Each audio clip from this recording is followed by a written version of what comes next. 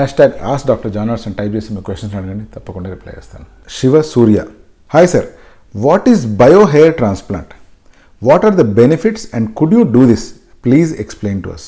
Bio hair transplant అంటే hair transplantation పద్ధతి చేస్తున్నప్పుడు దాంతో పాటు ప్లేట్లెట్ రిచ్ ప్లాస్మాని కానీ లేకపోతే గ్రోత్ ఫ్యాక్టర్ కాన్సన్ట్రేట్ని కానీ గ్రాఫ్ట్స్తో పాటు యాడ్ చేయడం అండ్ ప్రతి గ్రాఫ్ట్ని ఈ గ్రోత్ ఫ్యాక్టర్ కాన్సన్ట్రేట్లో సోక్ చేసి తర్వాత ఇంప్లాంట్ చేయడం.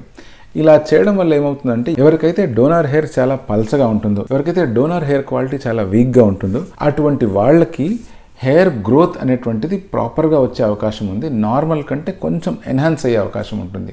గ్రాఫ్ట్స్ అన్నిటినీ జిఎఫ్సిలో కానీ లేకపోతే పిఆర్పిలో కానీ సోక్ చేయడం వల్ల ఇవి చాలా స్లిప్పరీగా మారుతాయి.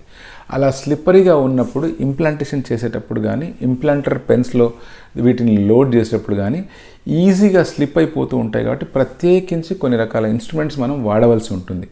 సో అందుకనే కాస్ట్ ఎప్పుడైతే చూసుకుంటామో బయో ఎఫ్యూఈ కానీ బయో హెయిర్ ట్రాన్స్ప్లాంట్ కాస్ట్ పెరిగిపోయే ఛాన్స్ ఉంటుంది. పేషెంట్ గనక ఇది అవసరము అనుకుంటే తప్పకుండా వాళ్ళకి నార్మల్ హెయిర్ ట్రాన్స్ప్లాంటేషన్ కాకుండా బయో హెయిర్ ట్రాన్స్ప్లాంటేషన్ నేను సజెస్ట్ చేస్తూ ఉంటాను.